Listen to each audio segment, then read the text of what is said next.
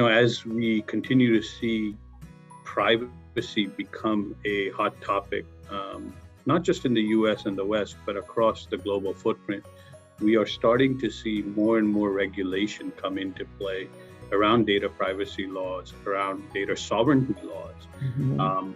Is there, when you think about these laws, is there an approach that you feel that a enterprise that would have global footprint should use, especially considering that these are state-specific laws, but are complex in their own selves, depending on which country and which state you're operating in? Yeah, if you look at the US, for example, I mean, everybody's been talking about the California Consumer Privacy Act and then the Consumer Privacy Rights Act, the CPRA, that goes into effect next year. And they're hyping it as, oh, this is the next GDPR. And it is so far from being the GDPR, it's ridiculous. Because, in the US, we look at privacy very differently. Privacy is really, around the use of consumer data. But the laws in California and elsewhere in the US, you don't have to have a lawful basis for processing the data. And the default is you're opted in until you explicitly opt out. When you look at the rest of the world, and particularly in Europe and Asia Pacific, and even Canada, the default is you're opted out until you specifically opt in, which goes back to who owns that data.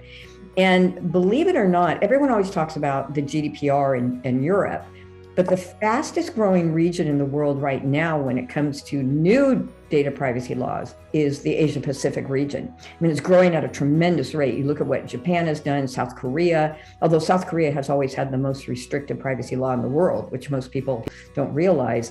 Even what China's doing, although China's is more of a cybersecurity act that has a privacy component, it's really to protect more government data than individual data.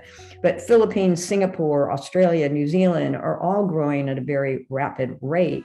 And so as an organization, I think you need to step back and say, okay, where, are you a US-based organization? Mm-hmm. If you're a US-based organization, where do you operate? And if you say, well, we only operate in the US, okay, what does that mean? Does that mean you only have entities in the US, but yet you have customers or employees that are outside the US, or you provide services to organizations outside the US, or you have a website where you can attract visitors from outside the US.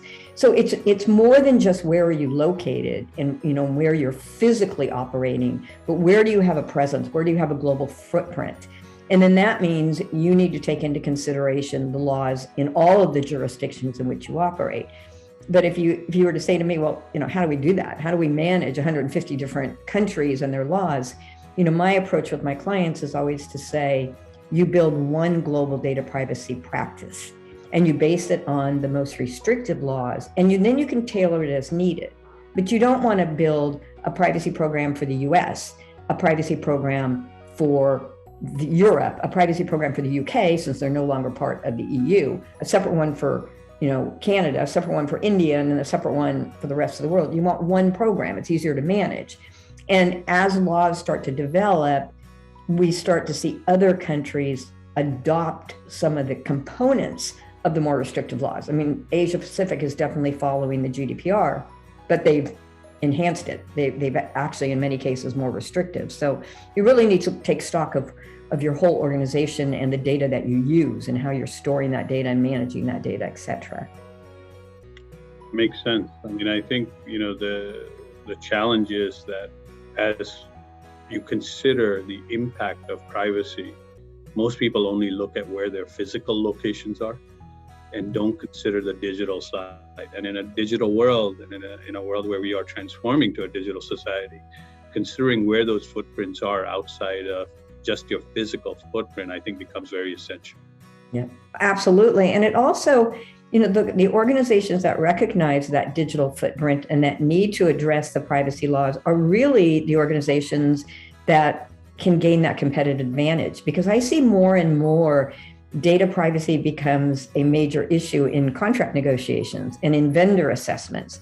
In the past, organizations would engage vendors that provided great technology. You think about, the cloud providers out there, and they never considered the privacy impact of that.